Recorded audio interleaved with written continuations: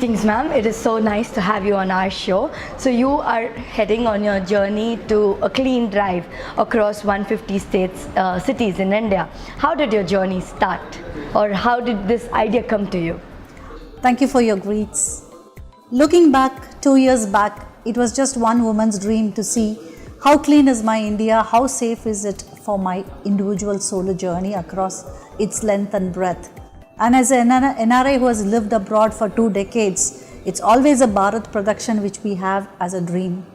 And every Indian dreams that can India be safe enough for women? Can India be clean enough for a women's drive on a highway? So these questions have to be answered only as an experience. So why not embark upon a journey to find out what is the current status? I've done journeys across US, UK, Europe, several countries and Middle East extensively, and I did some trial runs in 2017 in the Nilgiris and in Tamil Nadu and Kerala, and what I found was very encouraging. So I said, okay, it doesn't seem to be that skeptical, so let me just put out what new India is like, because there have been several developments in terms of highways, both state and national, and also the facilities for sanitation. I specifically mean sanitation for women, which is closed places with water facilities. So all these things said, why not embark upon 150 cities to mark Gandhi's 150th anniversary? So the question comes, why Gandhiji? Gandhiji has always been a person who has been a radical to see why not something impossible is possible. Now what was Bapu's dream? He dreamt of a free India, he said, when a bejeweled woman can go out in the night and come back safe. That is true freedom. But after 150 years, have we reached that stage? Or is it still everybody's dream? So I embarked upon a journey to across 150 cities as a dedication to Gandhiji. Talking of public, me being an NRI, my ambassador of India to UAE, Shri Navdeep Suri and Consular Dubai have given me a big support to begin the journey by launching the site and the project. Our tourism minister, KJ Alphonse, also has given his endorsement. Quite likely that he will be launching the project from the Gateway of India, Mumbai. So the journey has begun. So when does your journey start? On what date are you starting your journey? The plan is to start on the 12th of August from the Gateway of India, Mumbai. And since it is a clockwise direction, the map is in the shape of the India map itself, touching all the 4 extreme corner points, and it will come back to Mumbai again sometime in February 2019. It's a 6 months journey across 29 states, 5 union territories, over 29,000 kilometers of distance. So I'm covering almost about 10 cities in each of the states. So practically this is the largest trail ever in India to be attempted by any individual, be it an Indian or a foreigner, and I'm doing it for the first time as a solo driver. So it's eligible for so many records. And that you would be covering all alone? It's going to be quite exciting, because being alone is questionable. When you've got company to receive, events to be held in most of the cities where I'm staying, places to look forward to, people waiting to meet you and talk to you, the momentum is no longer about you. It is about the country. What are you going to experience in India? So it's all about carrying that. And when you're online, it's never the question of alone. Being the most influential Indian, ranked about less than 30 or 25 online, I've always felt there is a Vasudhaiva Kudumbakam online. So it's basically the right company that you choose online is going to give me company all through this journey. The sanitation of India has always been questionable. There are a lot of people who come to India and then they talk about the roads being unclean, the garbage being dumped everywhere. That was a story many years back, and it still persists. How have you seen the kind of change in Coimbatore itself, when back there you were studying in Coimbatore in PSG, and today when you come here after 2 decades, what is the kind of transition that you've seen? Rome was not built in a day, but we managed to pick up the wrong habits quite quickly. For example, we used to buy provisions in bulk. So I still remember using cloth bags, paper bags, or wrapped in old newspapers, and probably we used to carry water cans and oil cans to refill from shops. God forbid where we learnt all these plastic packaging from.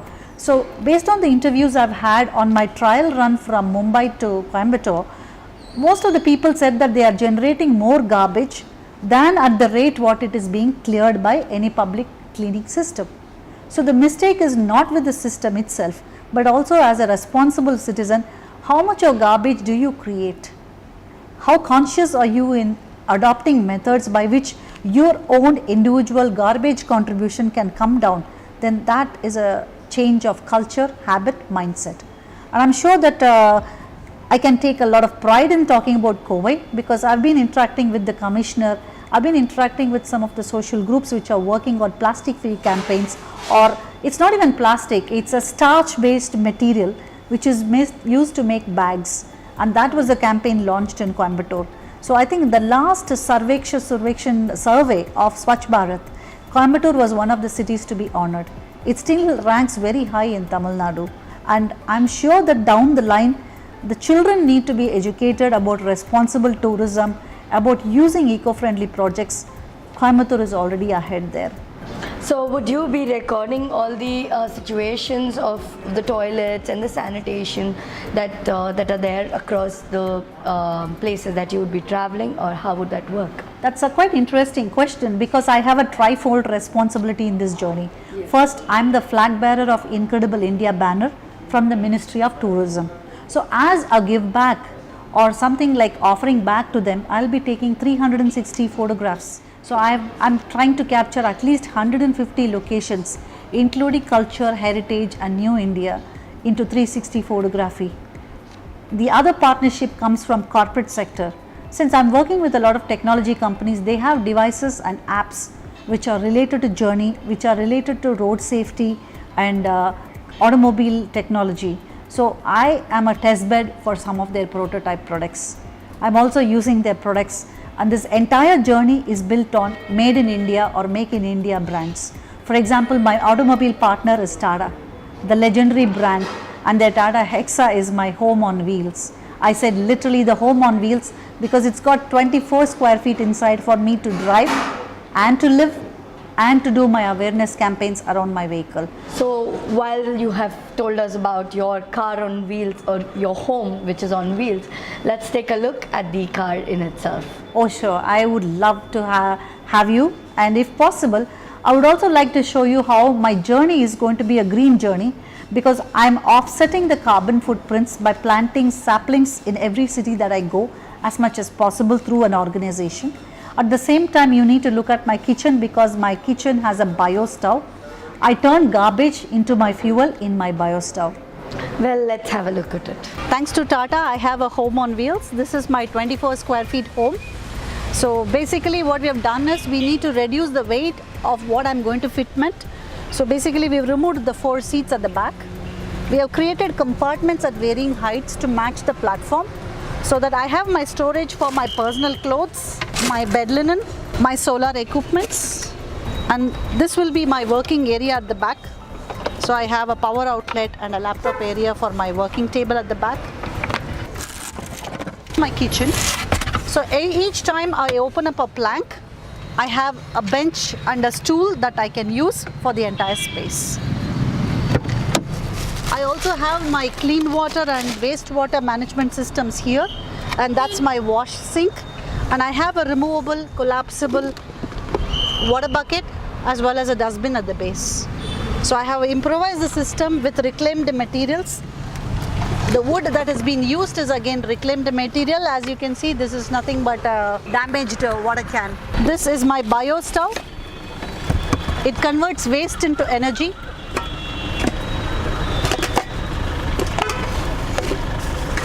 So stove just opens up. I can burn the fuel into this.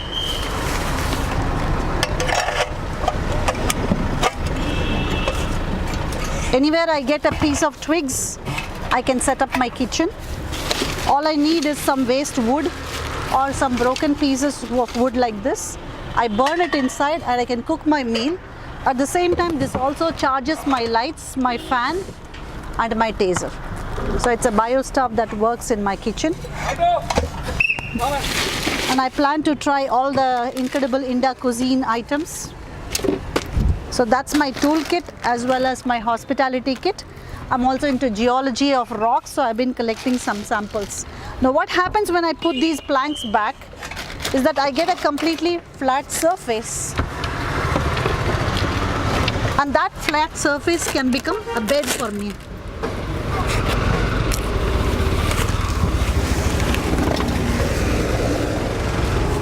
So that works to be a bedding space. And that's all it takes to create my bed at the night. So that's my 24 square feet kitchen, bed, living, storage. We wish you all the luck, ma'am, and may your journey spread the message of a clean, safe India. Thank you so much for being on our show. Thank you very much for trying to feature me, and I think this is the kind of support I receive everywhere in India.